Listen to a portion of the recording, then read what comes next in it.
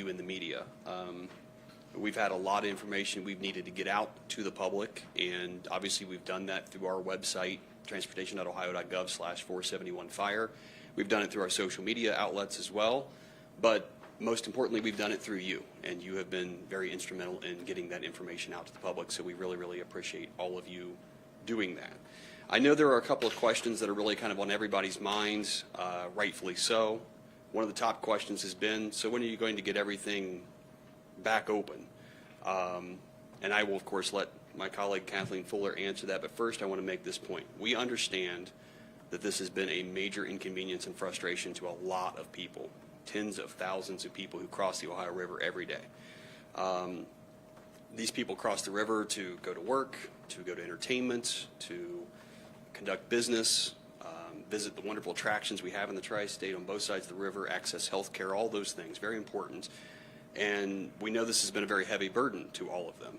We have been working tirelessly behind the scenes to get this roadway reopened. We know it's very important. I would like to, of course, thank our emergency contractor, Great Lakes Construction. They have been working literally around the clock.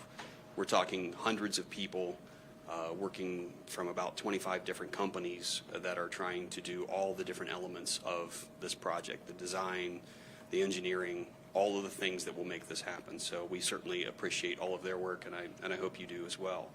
So Kathleen Fuller is our District 8 Public Information Officer. I know many of you have talked to her many, many times over the course of this situation, and she will now walk you through kind of how we got here and what is next in the process of getting I-471 fully reopened again. Thank you, Matt, and good morning. Yes, I also want to reiterate a couple of things Matt said. Thank you so much for being here today. I know I've probably spoken to every one of you on at least once, but probably on multiple occasions about the situation. So I really appreciate you working with us, taking the time to ask those questions, being patient for responses, and of course your understanding of the complexities of this project. In my 24 plus years with ODOT, I've seen a lot of things. I've seen us, weather several storms through emergencies. None quite like this. Nothing quite with this much impact as we've had with this one. And, I can say that I've seen us move, I won't say mountains, but perhaps houses in some of our emergencies. And I'm going to tell you that in the last 3 weeks, we have accomplished a great deal to move this project forward. And in a traditional project, the nature in which we would remove a deck and replace steel girders, we'd be looking about 3 years to do something like this from start to finish. So to think, of all that we've already accomplished in the last 3 weeks is significant and it's monumental. Hundreds of people from more than 24 companies have been working around the clock with ODOT to design demolition and repair, finding materials, working to ensure the stability of the bridge so that we can reopen it in the safest and fastest manner possible. So we've got several slides. I'm going to walk you through kind of a little bit of a history, so to speak, of where we've gone through the last 3 weeks. So if you will, just indulge with me for a few minutes. So in the first slide, you're going to see, the first couple of slides, you're going to see some of our photos from ground level and snooper inspections that were conducted on day one. The team of structural engineers and inspectors determined very quickly that the bridge was not stable. We used drones, a robot dog to capture additional images that would be used in mapping the damage and collecting measurements while plans were being developed for shoring towers to be installed so that up-close, hands-on inspections could be conducted. If you want to show them the next slide. This is one, if you look at this and if you see the profile of this, you can see, if you can look very closely, you can see the amount of damage that they were able to see day one. And if you look at that, you can tell just how severe that is. That tells you just how unstable the structure is. So, Matt, I think you can probably, and there's a couple of side shots of the girders that you can see the bent, how things are warped and bent. So obviously, this fire produced a significant amount of heat to be able to cause this damage. All right, great, thank you. So with the structure being unstable, and it was, we realized it was too dangerous to put people above or below the bridge to conduct a full inspection or to begin any sort of restoration work. So shoring towers would need to be installed to stabilize the approach spans in order to conduct the necessary inspections to determine the full extent of damage and the repairs. Prior to the installation of shoring towers, a footer would need to be poured. The concrete foundation measured 65 feet by 15 feet and 3 feet thick, and it required about 15 truckloads of concrete to complete. That concrete was poured on November 8th, and of course it took 3 days, 72 hours, for it to cure before the towers could be installed. So the first round of 6 shoring towers were installed during the week of November 11th, and those are, of course, being used to stabilize that north span, span number 4, and that allowed for those hands-on, up-close inspections to take place, which they did on Friday of that week as well as on Saturday. So our structural engineers and our team of inspectors were out there back-to-back days, long hours, both days, conducting those inspections and gathering materials that they could send off for some sampling for testing to really understand the extent of damage and how much would be required to repair the structure. Let's see what. Yes, here we've got some additional photos that show you the concrete, the footer that was being installed, and of course crews installing one of the shoring towers. So again, while those towers were going up and inspections were being conducted, at the same time, ODOT and its contractors, Great Lakes Construction, were working on the demolition plans. And go ahead and flip to the next slide. So demolition of the damaged section of highway is not typical. This is an atypical, not a standard type of demolition.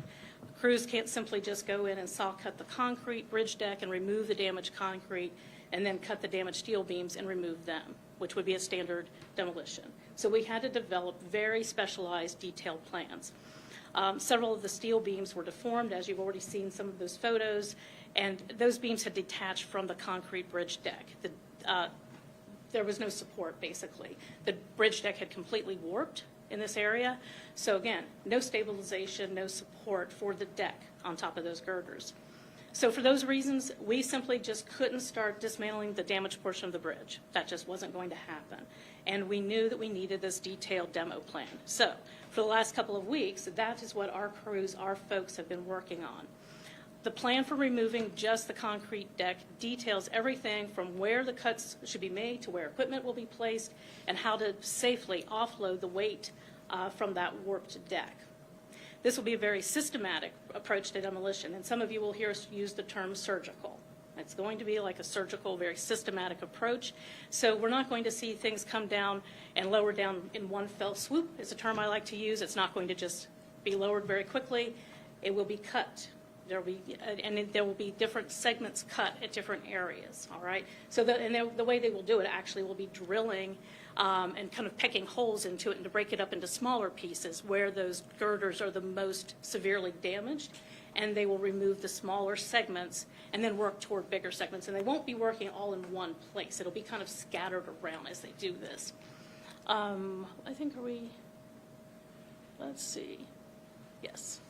So, and of course, you know, we have to be very careful. We have to be mindful because we don't know how the rest of the structure is going to react as we start removing that deck. So, and as well as the beams. So we have to be very careful not having a deck that's supported, having these compromised beams. We have to be very careful. And that is one of the reasons why we did install the additional 3 shoring towers this week on the south span, which would be span 3. We installed those to give us additional stability. So one of the things we've talked about, too, is that we've had to have a separate demolition plan, not just for the deck, but also for the girders. And because it's both of these are going to be very detailed and complex. And I know in one of our releases we put out that just for the concrete deck alone, that plan was more than 200 pages. And I'm going to tell you, I haven't read it all, so don't ask me a lot of questions about that.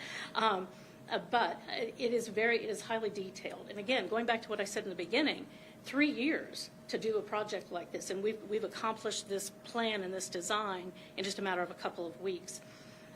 Demolition does begin this Friday, and it will take approximately 3 weeks to get through. All right, so once I think we can flip to the next slide, yes. All right, so demolition takes about 3 weeks, so probably middle of December we should have the concrete deck and the girders down. And then once that is completed, crews will repair the wall, the parapet wall, along the left side of the northbound I-471 bridge, which we've had the single lane restriction in place since the closure of southbound I-471. So with that, once we get the repairs made to the parapet wall, we will have that completed hopefully by the end of December, and at that time we can reopen that single lane closure on northbound 471.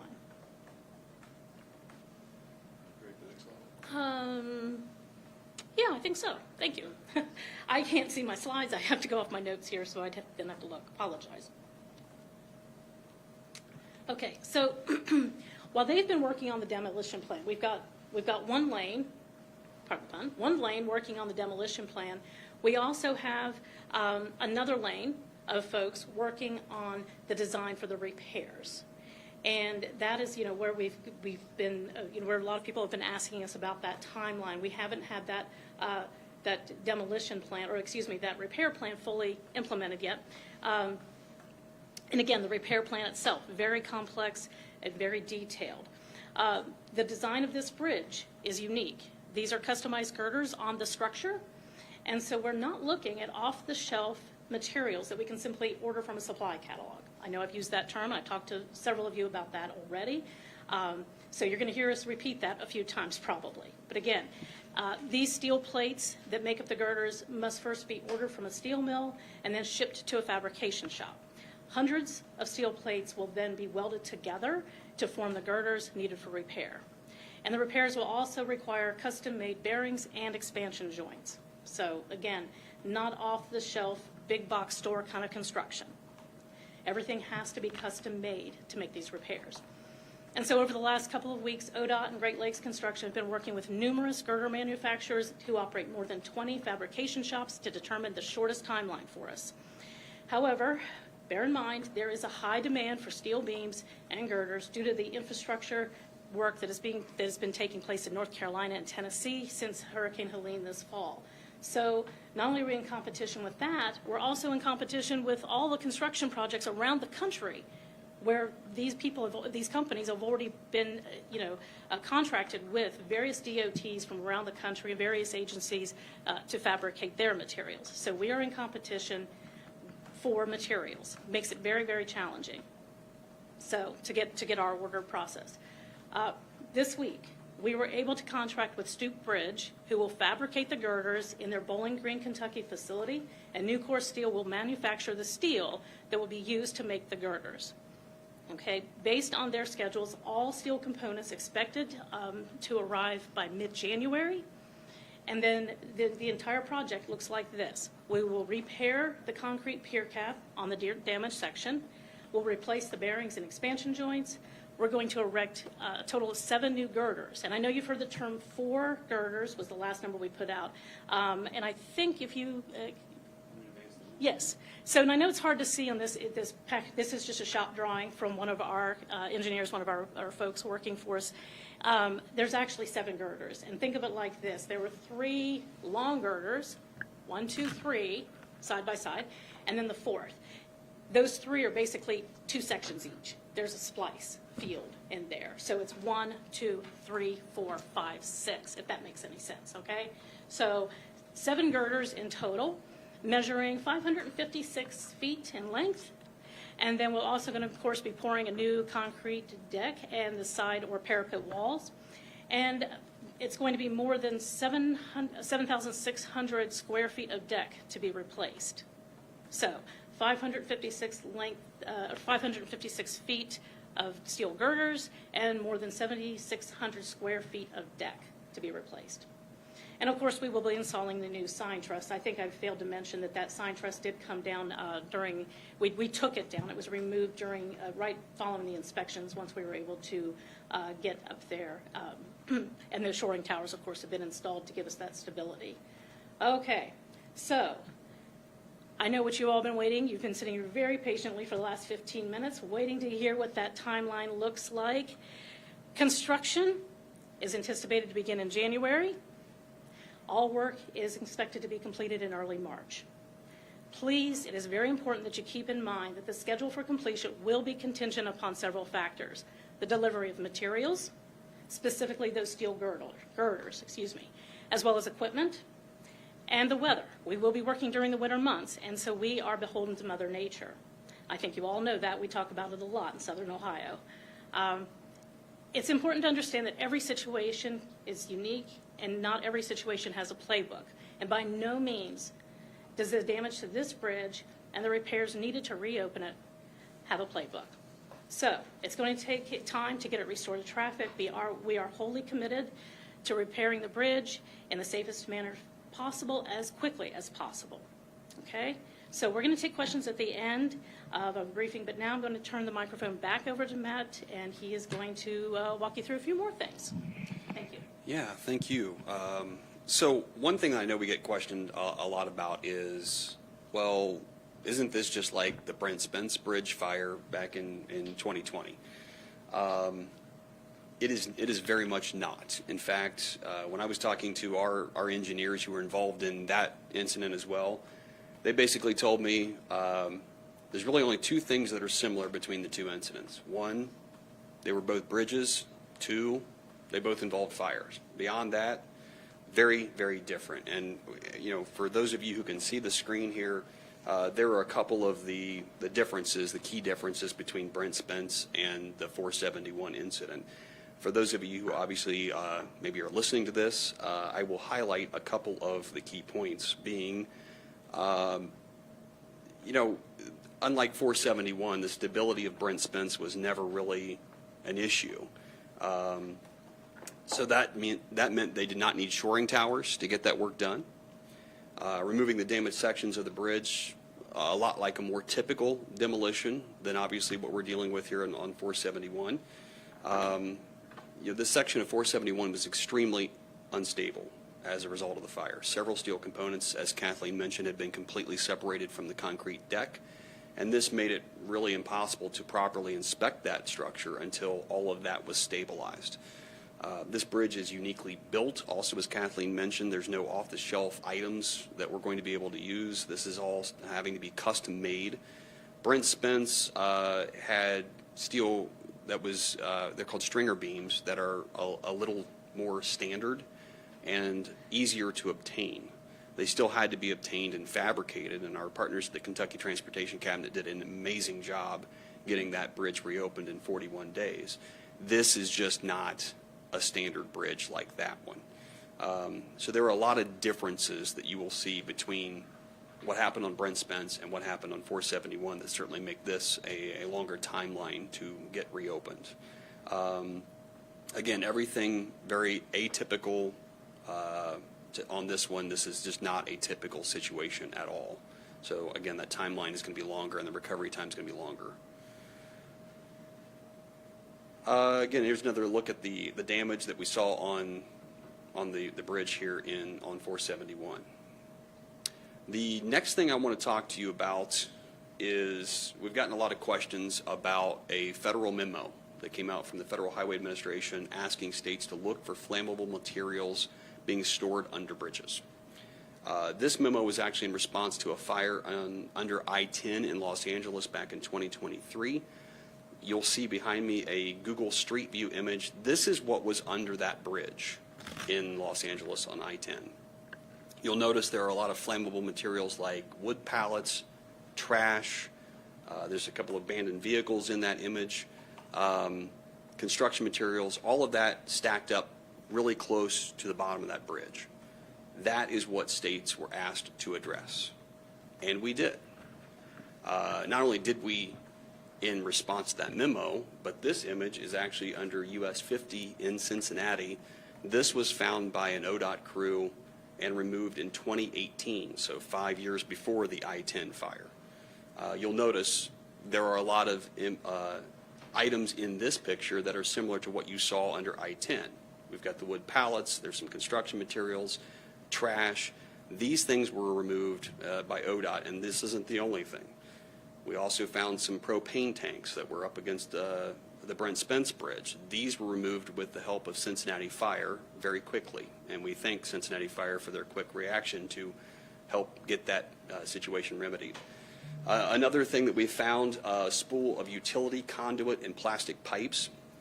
These would be very similar to the items that were under the I-85 bridge in Atlanta that caught fire back in 2017. So again, we're looking for things that are obviously flammable, that are similar to things that were involved in previous fires. Abandoned semi-trailers under the Brent Spence Bridge here. Again, City of Cincinnati helped us very quickly get those removed, and we really appreciate their help on that. Last image here, this is actually a farm combine under I-75 in Butler County. Again, the biggest concern here would be how close that is to the bottom of that bridge, so that if something were to happen, that were to catch fire, that heat would be very close to those steel beams, and that was certainly a big concern for us. So again, able to get those items quickly removed. So that is something we've been doing for quite some time, not just in response to that federal memo in 2023. We've been very proactive. And of course, once that federal memo came out, we quickly sent that around to all 12 of our ODOT district bridge engineer, or all 12 of our ODOT districts with their bridge engineers, and said, hey, try to find us some things that are reactive to this memo. And again, I've highlighted some of those examples for you. Another question that we get a lot is, how much will this cost? And because this is an emergency project, we do not yet have a figure for that. That will be determined at the end of the process. Obviously, safe to estimate this is going to be in the millions of dollars. ODOT will foot the bill initially, and then thanks to Governor Mike DeWine's emergency declaration that was issued shortly after the fire, we will then be able to pursue federal reimbursements for those costs. So that is how an emergency project typically works, certainly how this one will work as well. The last question that we have been asked a lot is, well, what caused the fire? This is a question that I want to be very clear. Cincinnati Fire will answer. This is not a question for ODOT to answer. We are working on repairing the bridge and getting it reopened. At the same time, Cincinnati Fire is doing their investigation into the fire. We do not have a timetable. We have not heard a timetable from them. But what we do know is that we are confident that they are going to get this right. We're not in search of quick answers. We're in search of right answers. So certainly we are very interested in what they find in that investigation, and making sure that we get the right answers so we can understand at ODOT what exactly happened and what exactly burned under that bridge. It'll certainly help us to, how we do things going forward, as far as things we look for under bridges going forward. So that is all we have. We're certainly happy to answer any of your questions as we can. James. First on the cost, do you have and it might have been done differently because different states do different things differently, but in the Brent Spence situation, they allocated a certain amount. Do you have an allocation yet on the figure that you can go up to, or are you just kind of running the bill and just Yeah, at the end? My understanding of it is we will get the project done, and whatever it costs to get the project done, that's the figure, and then we'll of course pursue that federal reimbursement. And following up on the ODOT's efforts post I-10 memo, was there any ever red flags raised about the playground equipment and the mulch and the things underneath there at the playground? So we've been asked that question, and we have looked through a lot of emails, documents from real estate, permit section. We have no records responsive to that question that's been asked. We've even reached out to former ODOT employees who would have worked here at that time. And I know there's been a report that permission was granted by ODOT. Again, we have no records that would bear that out. So Just to follow up, I guess I'm more saying that since your renewed efforts, you highlighted all the things you found. Did anybody say, hey, what about that equipment, or should we take a look at that, or anything like that? no, I mean, the things that we were looking for were certainly very similar to what you saw under the I-10 bridge and the I-85 bridge in Atlanta. We were looking for like wood pallets, construction materials, propane tanks. I mean, all of those things were involved in those other fires, and so certainly we're looking for examples that would be similar to what had actually happened. When you look at some of those pictures, and then you look at a picture of what this playground was, it actually looks like there was more fuel in the playground than some of the stuff you guys actually removed. there was not a time when somebody came and said, maybe this is a situation, or an inspector said, this could present a problem. Yeah, we've found nothing that says that happened. Now, certainly, again, we'll be interested in what Cincinnati Fire Department's investigation bears out. What exactly burned and how did it burn? That's going to be very interesting to us to be able to answer that question, for example. That playground was the only thing you're aware of that was under there. That's all we know at this point, yeah. And you talked about the severe damage to this. Was that section of the bridge in danger of collapse at any point, and could it still collapse? You want to take that one? Sure. Thank you, Brian. Yes, I don't want to induce panic. I don't want anybody to worry. But yes, I mean, obviously, we didn't want to put crews on top of that to do any inspections or under it immediately after. We realized just how unstable it was. So yes, there was always the potential for it to collapse, and hence the shoring towers needed to be installed immediately so that we could, obviously we wanted to conduct those in-depth, up-close, hands-on inspections. We needed to gather as much information as we could about the damage to the bridge. We needed the shoring towers to enable our crews to be able to get there and get up close like they did afterward. And again, we still needed the additional shoring towers on the second span to the south of the ones that were installed, because again, we're going to be putting crews out there to do this demolition, and as they work on top, we want to make sure that the girders at the base, everything is still supported while they're up there working. So yes, I again don't want to induce panic, I don't want to induce fear, but we did have very significant concerns that bridge was in danger of collapsing. But to be clear, you say the shoring towers. It has stabilized. Yes, it has stabilized. That's not a concern at this point. No, it has alleviated the concern. But again, we do want to make sure that everybody is mindful that, and when we're working out there doing the demolition, obviously the park, we're going to have some closures inside of the park area, because we're going to extend that perimeter of closure, because we don't want people in the area while they're doing demolition, just because something could fall. Again, that's what lends to that surgical procedure we're talking about. Very methodical, step by step.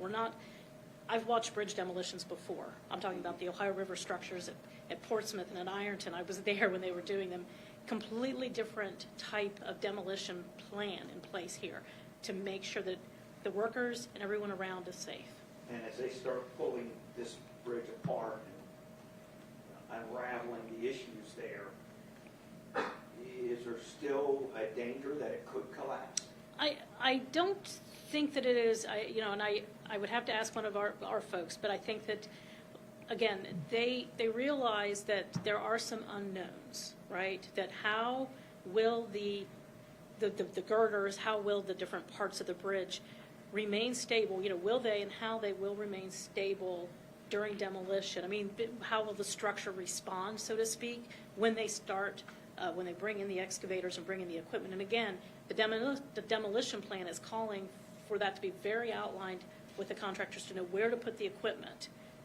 And one of the reasons too that we're keeping that, and we have to keep that northbound lane shut, not just because of the parapet wall that's been damaged on the northbound side, but also because we're going to be using equipment there potentially to help us with some of the demolition, because we want to be very careful about where the equipment is placed on that southbound structure. So again, I don't want to say that it is highly probable, but anything is possible, if that makes sense. We think we have diminished that concern significantly with the shoring towers, but we're going to be very careful. Our crews are going to be very, very careful, because they don't want there to be even the least bit of a threat of any part of this bridge, whether it's just parts of the girders or parts of the deck collapsing. Now, the steel beams and the girders, are they all coming from that same Bowling Green? Yes, town? yes. Mm-hmm. What was the discussion there? Like, was it important for you guys to make sure that the steel was produced domestically, where there are talks about shipping it in from, what were those Really, a lot of it was timeline. Who can get us the girders? How quickly can you get them, right? And of course, they're going to have to meet specifications. They'll be tested. They'll be fully tested before we do any install, which is a part of our process for, when we do inspections and we do testing on the materials. It was really important to try and find a fabricator, somebody that could, get these materials to us as quickly as possible in a very timely manner. Again, we were hearing from different fabricators from around the country that said, "We're sorry, we can't help you until next summer." because we are backlogged. We've got to get X, Y, and Z for this agency, this state, this organization, this company. So there's a lot of backlog out there. So again, they were reaching out phone calls. A lot of phone calls were being made in a 2-week time period, and just picking up the phone. The contractors were constantly on the phone with people and sending out, there were some emails back and forth, I'm sure, and saying, who can do this, and how quickly can you get it to us? And because they can get it to you so quickly, how is that impacting the budget? I know that we don't have It actually, a number right now, no, but actually, it likely won't impact the budget, and there isn't going to really be a significant difference or anything like that. And honestly, I think a lot of the contractors, the fabricators that they've been working with, really want to help. They know the impact this is having. They understand it, and it just so happens that it's coming from Kentucky. That Stoop could get this to us quickly. But we weren't necessarily focused on a particular region. We were talking to fabricators in Ohio. I know far as away as California even, that they were just basically who can do what for us and when. You said that the area, I know I asked this yesterday, the total area of the deck is 7,600 square feet. Do you have the dimensions of what the hole is, how long, how wide? We can get that for you. I don't have it offhand. It's a great question, and I'm sorry. I should have thought to ask that before coming in here today. But At some point, is this going to look like a bone fish up there? Is that what we're going to yeah, see? eventually when the concrete deck comes off, and again, it won't come off in huge, it'll start off kind of smaller pieces, because they will offload that and then they'll haul the materials away. So eventually, yes, you're going to see basically kind of a skeletal type of structure up there. On the issue of recreational infrastructure underneath bridges, have you begun to look for playgrounds, parks, any other type of infrastructure under Ohio bridges or overpasses? Have you identified any others, and are there plans to mitigate that? Certainly, when you have a situation occur, and certainly one that I'm not aware of any situation in the world where a playground has caught fire and damaged a bridge. Certainly not to this extent. So yes, absolutely, we would tell our folks, and have been telling our folks, like, okay, this happened in Cincinnati. Let's look elsewhere. We've been looking for these things. Now let's look for these. To my knowledge, we have not found anything else. This is pretty unique to this location. Are there other lessons you guys might have taken out of this? I mean, thinking about custom-made materials. Sure. Does it make more sense for interchangeable materials? Are there any, or is it too soon to learn lessons? I think it's probably a little too soon to learn, but at the same time, why they decided to go with this design in 1976 when they built this bridge, I wasn't around then, so I don't know. But certainly they must have had a reason back then. But certainly I think it's a good point, going forward. It is a unique design, as we've pointed out repeatedly. It is not like other bridges. So again, that's why we have to have custom-made parts for it. And again, I might have been around, but I was not working for ODOT at the time, of course, in 1976 or at that time frame. So we don't know those answers to that. And we can certainly, explore that as to that. But we're not, building bridges. I can tell you that, and again, if we want to talk about my history and my experience from working in District 9, we have two Ohio River crossings that ODOT fully operates, owns, and maintains in the state of Ohio, and those are both out of District 9, one at Portsmouth and one at Ironton. Those bridges that we replaced were built in the 1920s by the Ohio Bridge Commission, and they were the typical type of structures that would have been built then. And so then we replaced them with cable stayed bridges, which was typical for what we were doing during that time period. So, this is, for whatever reason, this is fabricated the way it was. We don't know. We got a new one coming up here pretty soon, so, anything we might translate that might be relatable to a new bridge that, would be Yeah. built. You want to take that, or shall I? Okay, go ahead. I'll just say that, I've had a lot of people ask, well, it's been a couple years. Why haven't we seen construction on the new Brent Spence? There's been a lot of design still going on. There's a lot of design going on with that bridge. Will they look at something like that? I don't know, Brian. But, I can say even with the fabrication that they're going to do with these girders that will be replacing on 471, there is obviously some engineering that's taking place that, we've learned some things since 1976, some different designs that they can, some different standards that they can employ with this one these replacement girders that might help us to speed up the process and also be a little more standard potentially. So yeah, it's all part of the conversation. Yeah, you guys mentioned the challenges with obtaining the material. You guys have a manufacturer for these and the girder. Do you guys have a timeline in terms of how quick you need to have that material to be ready for that March 2025 opening? What's the timeline there? Yeah, I mean, mid-January is the delivery time for that to get here to Cincinnati. So that's all been built into the schedule. We've worked it out with the manufacturer and the fabricator. That was the date they said we can commit to getting it to Cincinnati on this date. And certainly that was the component we needed to build the timeline. I know you guys have been asking for that timeline a lot, and we've been saying, well, we just don't know yet, and that's the reason. Until we knew when those materials would be here in Cincinnati to be put up, it was really hard to say, well, here's when we're going to get it done. Now that we know steel will be here in mid-January, that has helped us to be able to formulate the timeline. And I do want to add to that too, is that, when we say early March, we're looking, and again, this is if everything comes together, the plan comes together. We are hopeful, very hopeful, that it is a 6 to 8 week timeline for construction. So we're looking, that's why we're saying early March. But that's if everything falls into place appropriately and accordingly to the schedule. Anything can happen. So we do want to we want to prepare people that there's always a chance for delay. And we will be watching that, tracking that. We'll let everyone know. Trust me, this isn't the end of our conversations, and I'm sure I'm going to be talking to all of you again over the next few months and as we go through this. And I will let you know, we'll make sure that you know if there are any delays to the schedule, if anything has happened with the fabrication, if there's a holdup for any reason. We're going to be doing a lot of tracking on this, obviously from our end, not just the construction side. Yeah, and to add to that, I mean, I know, we try really hard to communicate as many details as we can. That first week after the fire, we were putting out 2 updates a day, both on our website, which is transportation.ohio.gov/471fire. We were also emailing all of those updates out to the list, and you can subscribe to that list. If you haven't, I would encourage you to do that at that website that I just gave you. We've since peeled back to sort of a daily update that usually goes out around 4 o'clock. We'll continue that. Obviously, as we get into situations where there's not a lot of new information to update, we may back off of a daily update, but certainly we will be posting every update we can post, every piece of information we can get. We want to share with everyone. So we'll be posting it on that website, transportation.ohio.gov/471fire, and we'll be emailing it. And I know all of you in the media get those emails. I hope as many people in the public that want to get those will sign up for those. We obviously also publish that on our social media, Facebook, X. So we want to get the information out to people as much as possible and keep everybody informed.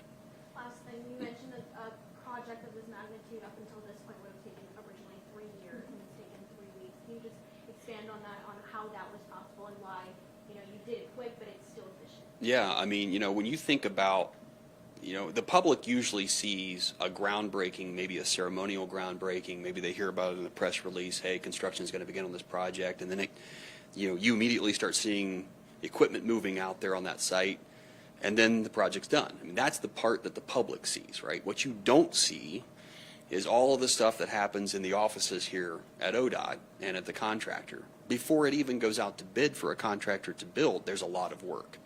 All of that is done on the front end, and it's all part of the build-in schedule for us. We're kind of seeing it play out with Brent Spence, for example, the Brent Spence Bridge Corridor project. You guys are seeing that lead time, right? We got the grant. Now we're in the design phase. You guys are seeing the process. This is another situation where you're seeing the process. But the public typically doesn't see that with the project.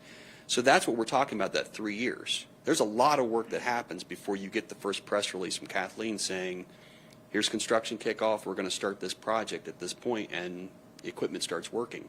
So yeah, we've had to compress a lot because obviously you can't plan for a bridge fire. So, it's one of those things where they've done a lot of work around the clock with a lot of people.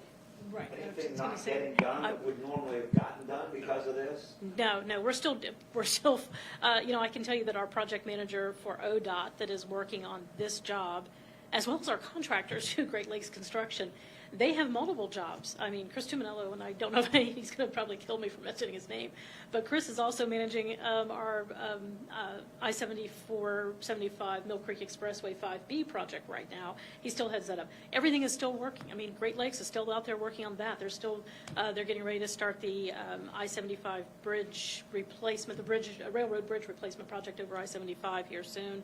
They're still working on the Norwood Lateral. We've got them contracted with 3 of our bigger jobs here in Hamilton County. They are still working. So nothing is not getting done because of this, but we are just, again, and it goes to what we said earlier, round the clock. I mean, I can tell you these guys are losing sleep over this, and it's every day, 7 days a week. Typically, when we design projects, it's your typical, we say what, the 9 to 5, the 8 to 4 type of work. You come into the office and you work your day, and then you go home, and you have your weekends off, and that's your typical traditional way to design a project, not this, where it's all hands on deck. And Brian, to that point, I will also add, obviously the convenience would be to get this open immediately, right? I mean, as quickly as we can.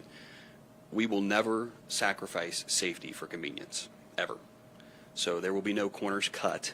It will be a matter of just getting it done differently, quicker, with more people, potentially. But everything about this bridge replacement or this bridge repair project will be done safely, and with safety as the #1 factor for everything we do. Could you send that deck out? Yeah, absolutely. Yeah, happy to do that. And then as a follow-up, you talk about keeping the public informed. Any chance of like putting up a live webcam or something like that? We've definitely talked about, yeah. Follow along. Yeah, we've absolutely talked about that. That is something that we've had some pretty intense conversations about, like where would we put it, when would we put it. Obviously, there's going to be a period of time that the public is probably going to see not a lot going on because we will have completed the demolition, and then we're waiting for the material. So that has been part of the conversation of the when did we put the camera up. So yes, that is certainly all part of the conversation. And in addition to something like that, obviously we will be posting a lot of photos, videos that we shoot. Obviously you guys will be, I'm sure, down there quite often, updating folks on the progress as well. So, right, with the schedule, and we know demolition starts first. We start that Friday, day after Thanksgiving. They're going to hit the ground running with that. And of course, that'll take 2 to 3 weeks. So through December, you'll start seeing, you'll see a lot of activity still going on.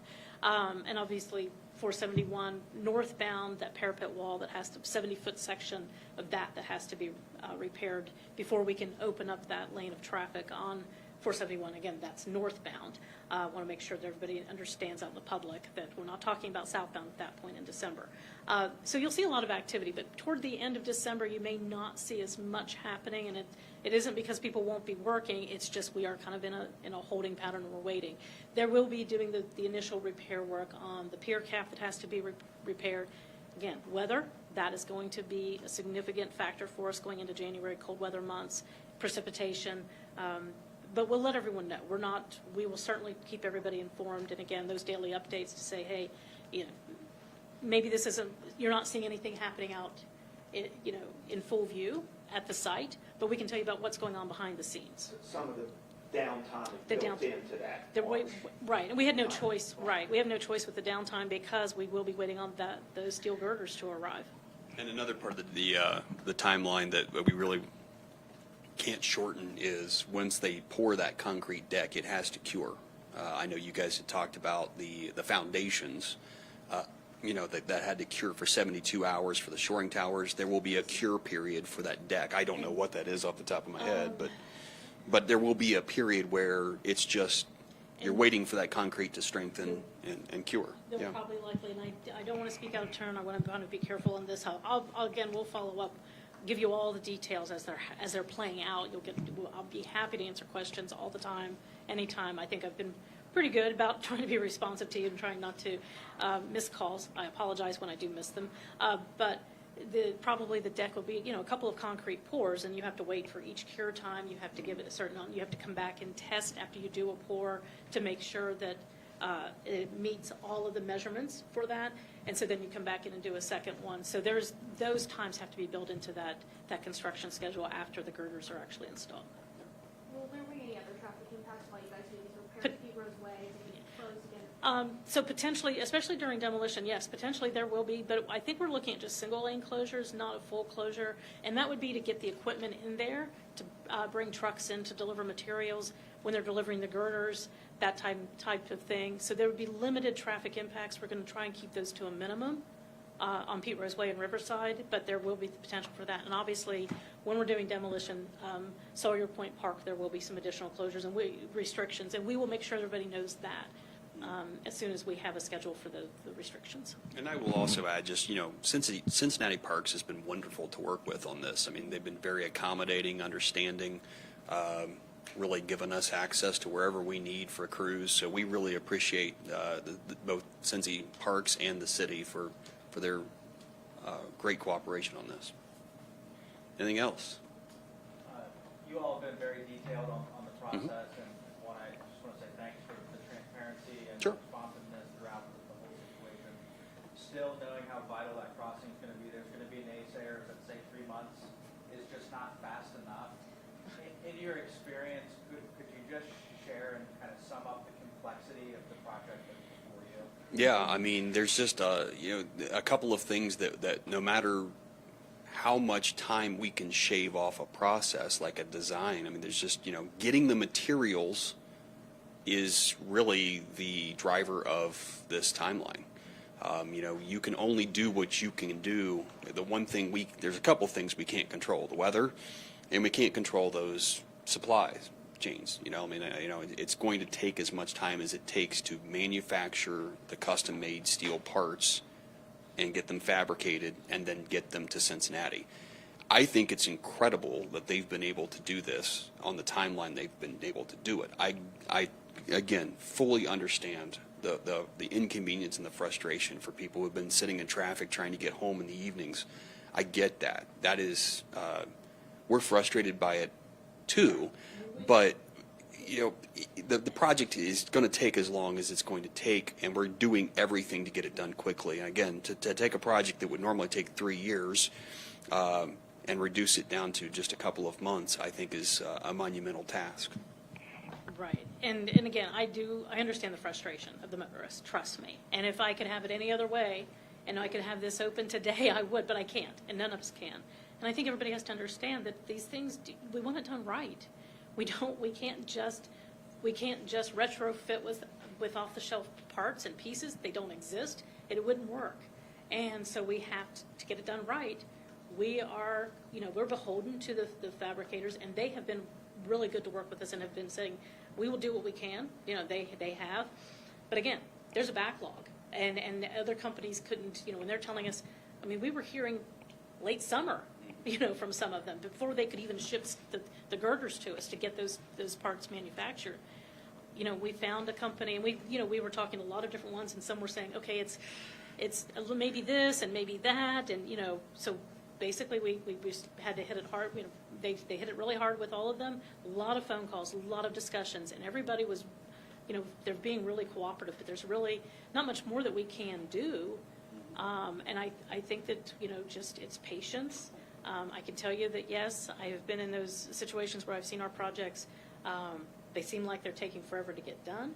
They seem, I see that with traditional build projects, excuse me. But even in emergencies, and people are wondering, why is it taking so long? Well, there usually is a reason, and it's not for the lack of trying and the lack of work. We are working, but, and again, we keep going back to not just the timeline to receive those materials, but also the weather. I mean, we have to, fingers crossed, everybody, we have to really hope and pray for a mild winter and that we don't get slammed with any severe weather that would stop work from happening. Pouring concrete is going to be weather sensitive. It's weather contingent for us. And so, when those girders get installed, that's going to be the next thing, is to get the,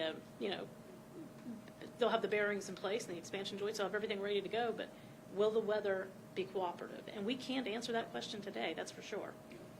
But yeah, we appreciate everybody's patience, and if you're, I think we're talking with Cincinnati.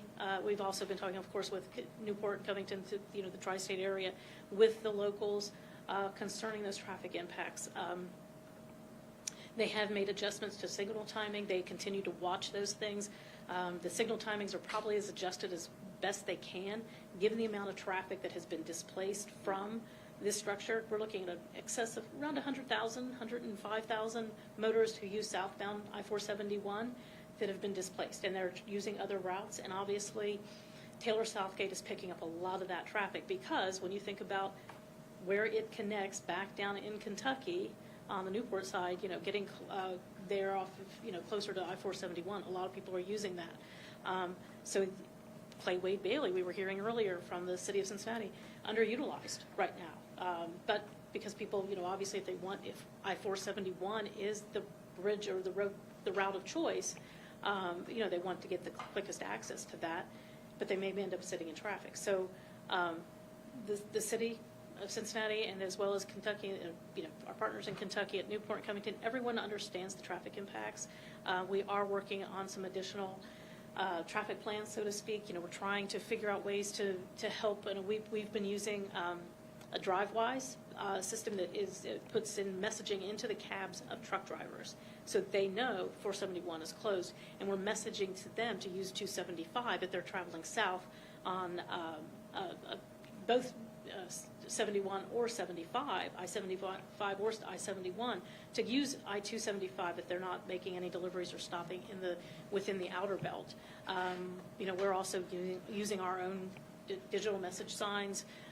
We're trying to put the word out as much as we can to people that are not planning to stop inside of that outer belt. If you're through traffic motorist and you are not planning to stop anywhere within that tri-state area, then you need to try and take 275. And we're trying to move more motorists over there. It is difficult, though, because we are either creatures of habit or we're going to use what GPS tells us is the shortest route, and GPS may not always be, depending on which system you have, may not be giving you the best information as far as your timeline or your travel time. So I don't know if you have anything else to add on that, but we just ask for everyone's patience. We are doing what we can, but I think the timeline is pretty phenomenal, pretty aggressive and pretty phenomenal given the amount of damage and the amount of work that has to be completed to get this reopened.